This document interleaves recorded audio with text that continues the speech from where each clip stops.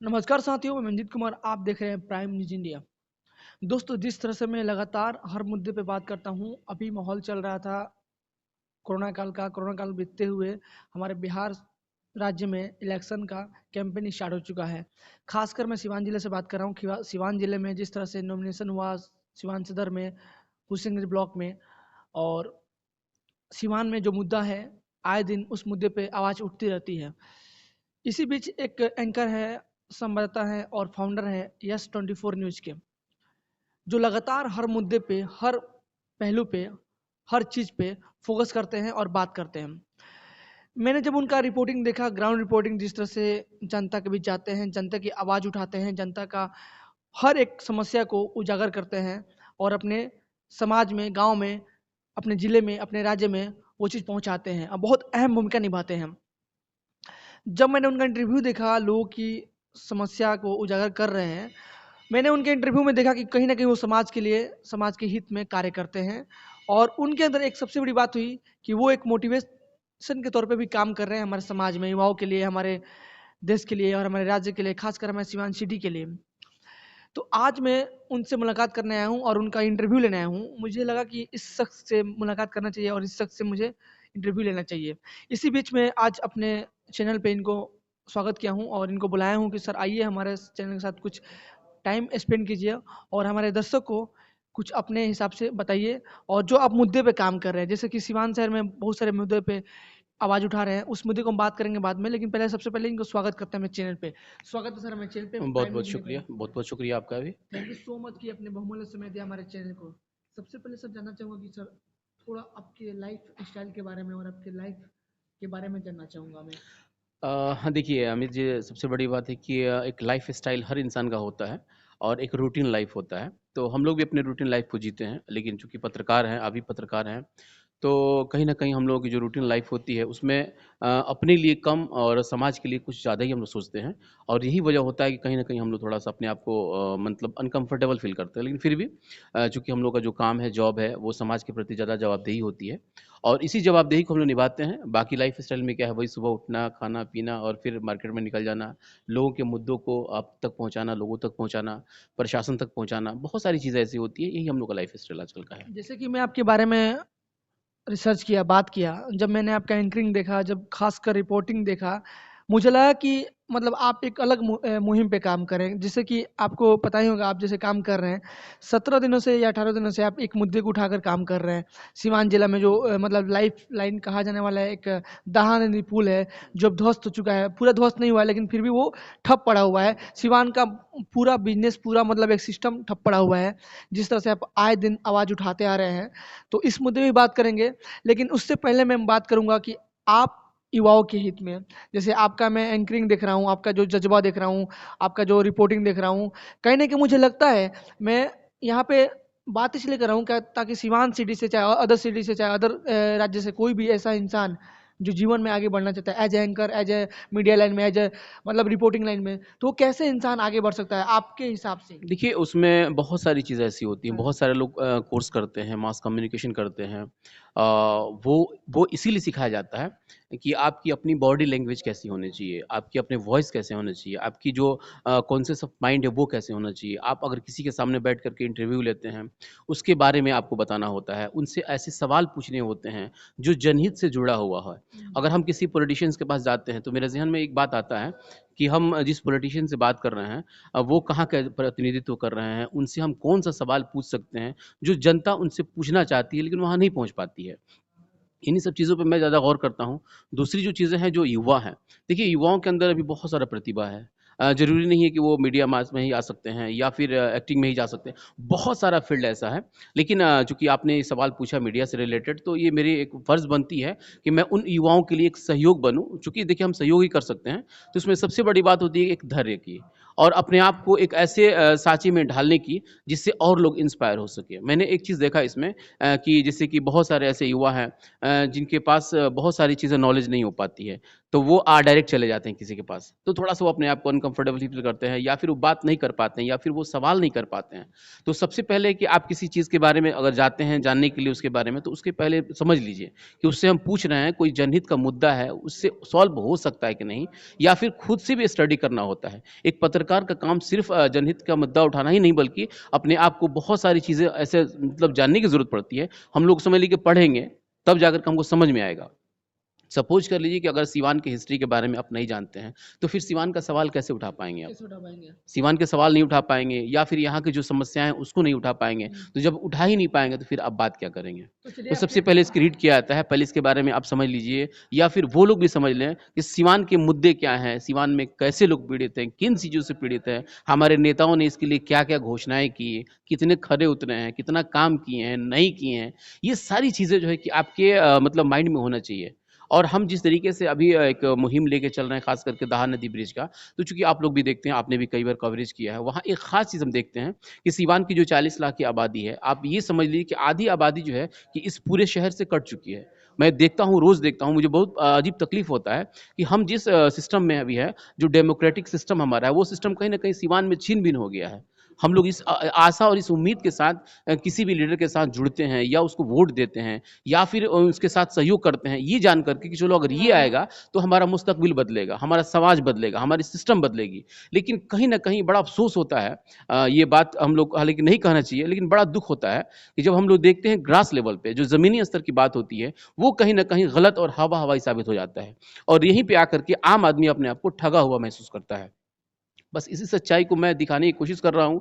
अब कहाँ तक सफल मैं हो पाऊँगा, अब तो ये वक़्त बताएगा। लेकिन एक मेरा मुहिम है और मैं कोशिश कर रहा हूँ, हालाँकि मेरी आवाज़ जो है कि या फिर मेरी जो एक मुहिम जो है, आपके माध्यम से भी पहुँचे, जिलाधिकारी महोदय के पास पहुँचे, हमारे जनप्रतिनिधि हैं, उनके पास पहुँचे या फिर हमारे चैनल के माध्यम से पहुँचे या फिर मैं तो ये चाहूँगा कि मेरे जितने भी सीवान के लोग हैं, चूँकि ये जो भी मीडिया वाले हैं, वो कम से कम इस मुद्दा को उठाएँ या उस मुद्दे को उस वक़्त तक मतलब छोड़े, ठंडा ना होने दें, जब तक कि उसमें काम नहीं लग जाता। इसलिए कि जनहित से जुड़ा हुआ मुद्दा है। हमको लग रहा है कि हमारे लाइफ में ये पहली बार ऐसा हुआ है जो सिवान आधा कट चुका है। तो इससे बहुत सारे लोग प्रभावित हुए हैं। व्यवसाय खत्म हो चुका है या ये देखिए तो जो शहर का पहले रौनक था, वो चीज़ें बिल्कुल मद्धम पड़ रहा है। मध्यम पड़ जी, चुका है। बिल्कुल, तो ये सारी चीज़ें हैं। यातायात का सिस्टम टूट चुका है। जी, वही लोग सब। परेशानी में जीवन जी रहे हैं। जी। जब भी मैं रोज़ कवरेज करने जाता हूँ, तो ऐसा ऐसे बहुत सारे लोग मिल जाते हैं, जो रोते तो नहीं हैं लेकिन वो उनकी पीड़ा मुझे समझ में आती है कि आखिर सही बात है कि उनके इस हालात का आखिर ज़िम्मेवार कौन है? कई लोग ये कहते हैं कि जनप्रतिनिधि है, कई लोग कहते हैं प्रशासन है, कई लोग कहते हैं कि हम खुद हैं। तो अब एक ऐसा सस्पेंशियली माहौल क्रिएट कर दिया गया है, कि ये समझ पाना बड़ा मुश्किल है कि इस सिस्टम का दोषी कौन है? जनप्रतिनिधियों से बात कीजिए तो वो कहते हैं कि आज हो जाएगा। प्रशासन से बात कीजिए वो कहता है आज हो जाएगा। और जनता जो है कि कई तरीके के मतलब इल्ज़ाम भी लगाती है, तो अब उस इल्ज़ाम को आप कैसे सही साबित कर पाइएगा या फिर उसको कैसे झुठला पाइएगा? ये सारी चीज़ें हैं जिसे हम लोग भी नहीं समझ पाते हैं और इस तरह से एक केमिस्ट्री बना दिया गया है, जिसको समझना और खुद को समझाना बड़ा मुश्किल हो पा रहा बड़ा है। मुश्किल हो पाता बिल्कुल, है। बिल्कुल। एक चीज़ मैं कहूँगा जैसे कि आपका न्यूज़ चैनल यस 24 न्यूज़ जैसे समाज के हित में काम कर रहा है, ग्राउंड रिपोर्टिंग कर रहा है। अभी दौर चल रहा है चुनाव का। चुनाव का माहौल चल रहा है, कई जगह तो नॉमिनेशन हो चुका है और आज सिवान सदर में पहला चुनाव था और आज का दिन कैसा रहा? अगर मैं तो ग्राउंड रिपोर्टिंग में अभी नहीं कर पाया था, लेकिन आपने किया है कि नहीं किया है कि उसके बिहाफ़ से मतलब कैसे कुछ बताइए उसके बारे में? कुल मिलाकर के मैंने देखा कि ये बहुत ही अच्छा और शांतिपूर्ण मतदान हुआ चूँकि ये पहले का इतिहास रहा हमने देखा कि जब भी पंचायती राज का चुनाव होता था, तो एक तरह से देखा जाए तो रक्त रंजित होता था। हाँ। काफ़ी हमेशा मतलब कहीं न कहीं मर्डर, कहीं कुछ क्राइम, कहीं बूथ लूट लेना, यानी कि ये सारी चीज़ें रहता था, बहुत ज़्यादा ऑकरेंस होता था। लेकिन कुछ हम लोगों ने देखा कि कम लगभग 1 दशक के बाद से बहुत सारी बदलाव आई है। इसमें एक अहम रोल आम जनता की भी है और कहीं न कहीं इसमें उन जैसे कि जो लोग भी प्रत्याशी होते हैं, चाहे वो मुखिया प्रत्याशी हो या वार्ड जो भी हो, उन लोगों का भी एक अहम रोल रहा है कि कम से कम इस बार वो लोग या इससे पहले वाले चुनाव में भी काफ़ी पेशेंस से उन लोगों ने चुनावी कैंपेनिंग किया, तो कम से कम ये जो गैदरिंग होता था वो नहीं हो रहा है। आज का जो है कहीं न कहीं कि थोड़ी-मोड़ी अगर देखा जाए तो हल्की-फुल्की कोई छिटपुट के बाद अगर देखा जाए तो 99 यानी 100% इसको मान सकते हैं कि वो बहुत शांतिपूर्ण रहा और अभी तक जहाँ से भी जो रिपोर्ट आया, जो कि हमने भी कई जगह ग्राउंड रिपोर्ट किया, हालाँकि उससे तो बहुत सारी चीज़ें ऐसी थी जो थोड़ा-मोड़ा होता है, लेकिन वो चीज़ें को अगर कुल मिला के देखा जाए तो काफ़ी शांतिपूर्ण रहा और एक शांतिपूर्ण रहा अच्छा रहा, चुनाव बिल्कुल। रहा। एक चीज़ मैं पूछना चाहूँगा, जैसे आपका चैनल जो काम करता है, अभी चुनाव का माहौल चल चल भी रहा है। जब आपने ग्राउंड रिपोर्टिंग किया, गाँव में, पंचायतों में जाकर घूमा, आपने बात किया, लोगों से समस्या जाना। चलिए सिवान शहर में तो ये समस्या देखने को पुल मिल रहा है, लेकिन अदर साइड में जैसे मुखिया प्रत्याशी हैं, चाहे बीडीसी प्रत्याशी या सरपंच प्रत्याशी या जिला परिषद प्रत्याशी, जिनको फंड मिलता है पंचायत का विकास करने के प्रति। मैंने भी रिपोर्ट तैयार किया, मैंने भी ग्राउंड रिपोर्ट कई मतलब महीनों से चल रहा है, देख भी रहा हूँ, कर भी रहा हूँ।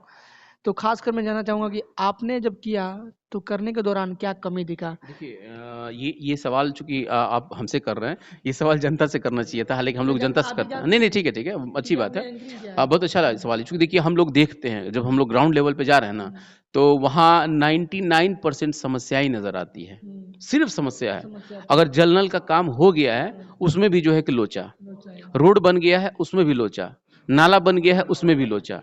यानी कि जिस भी काम को हम दिखलाते हैं, दर्शाते हैं, उन सारी चीज़ों में जो है कि अव्यवस्था ही नज़र मैं आती है। इसलिए पूछ रहा हूँ आपसे, कहीं न कहीं आप एज़ अ सीनियर एंकर नहीं, नहीं, रिपोर्टर वो काम कर रहे हैं हाँ, और ये जो पहल है मैं बताना चाहता हूँ कि आपका जो पहल, मेरा मत जो पहल है कि आपको बताना, वैसे आप कर भी रहे हैं। बिल्कुल, मैं बिल्कुल। जानना चाहता हूँ कि क्या आप उस लेवल तक काम कर रहे हैं क्या, कि जो समाज में कुरीतियाँ है, जो परेशानी है, जैसे आज भी महिलाएँ सड़कों पे दिखी जाती है शौच के लिए।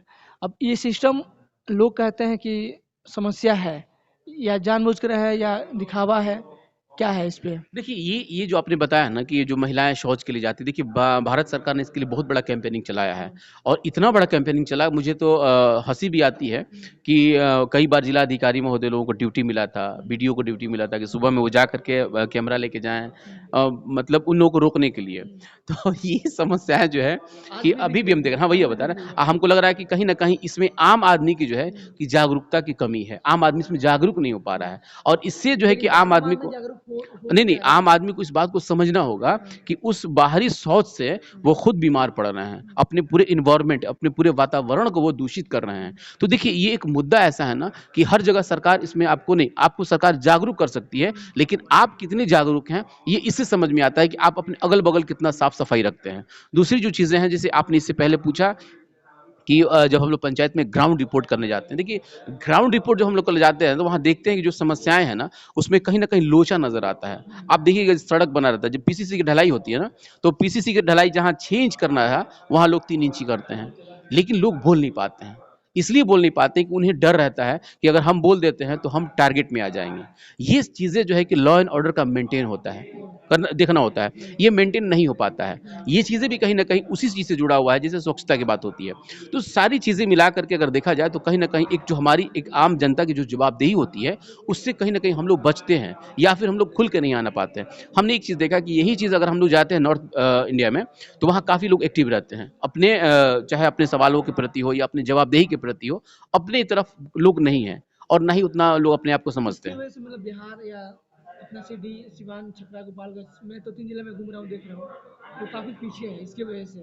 अच्छा, एक चीज़ मैं कहना चाहूँगा कि आपका जो चैनल काम करे इतने कम समय में इतना बड़ा मतलब एक मुकाम हासिल कर चुका है, इतने कम समय में, मतलब एक क्या इसका इसके पीछे राज क्या है? हाँ, देखिए राज कुछ नहीं है मैंने अच्छा कंटेंट लिया हुँ, सबसे बड़ा जो आप राज पूछ रहे हो वो राज नहीं है बल्कि हाँ, मैंने जनहित मुद्दों को उठाया हाँ, मेरा एक मकसद ये था कि मैं उस समाज के उस जो लोग पीड़ित हैं जिस समस्या से वो लोग ग्रसित हैं जिस समस्या को वो लोग नहीं बता पा रहे हैं या जिन समस्याओं पे हमारे जनप्रतिनिधियों का या फिर हमारे प्रशासन का नज़र नहीं जा पाता है मैं उन मुद्दों को उठाया आपको मैं बताता चलूँ तो आप देखे होंगे कि यहाँ पे कई ऐसे फैक्ट्री थी जैसे उसमें सूता फैक्ट्री था स्पेनिंग मिल था और ये क्या कहते हैं कि चीनी मिल था बहुत सारे ऐसे फैक्ट्रीज थे जो हमारे जनप्रतिनिधियों ने वादा किया था कि जब हम यहाँ का जनप्रतिनिधि बन जाएंगे सांसद बन जाएंगे तो ये हम करेंगे इसको स्टार्ट कर देंगे वो चीज़ें नहीं हो पाया हमारे सीवान के लड़के बहुत बेरोजगार हैं आपको पता होना चाहिए कि यहाँ के सबसे ज़्यादा लोग बाहर रहते हैं बाहर रहते हैं, विदेशों में रहते हैं विदेश में रहते हैं। जाहिर है कि जब यहाँ उनको सर्विस मिल जाए नौकरी मिल जाए यहाँ उनको काम करने का वक्त और जरिया मिल जाए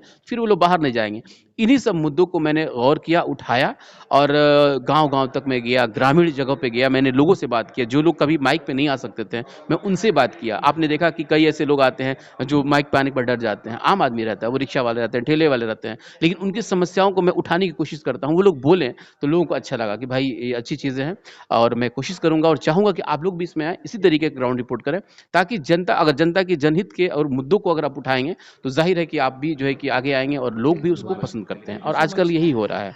तो साथियों, जनहित से देखा कि हम जुड़े हुए बात मुद्दों को किए, उठाइए। आज मैं जो शख्स से मैंने बात किया, वो शख्स ऐसे समाज के लिए मतलब ग्राउंड रिपोर्टिंग करते आ रहे हैं, जैसे समाज के लिए, अपने गांव के लिए, अपने पंचायत के लिए, अपने शहर के लिए, अपने देश के लिए जनता के आवाज़ बन रहे हैं। ऐसे तो एंकर या रिपोर्टर या मीडिया वाले या न्यूज़ एंकर वाले ऐसे देश के लिए काम करते हैं, सच में वो देश की आवाज़ उठाते हैं। लेकिन बहुत सारे मीडिया, बहुत सारे न्यूज़ वाले देश के हित में करना चाहते हैं, लेकिन कर नहीं पाते। लेकिन हम लोग का प्रयास है कि जो मुद्दा है गांव का, समाज का, जमीनी स्तर से जुड़ा हुआ मुद्दा है, उस मुद्दे को उठाना है।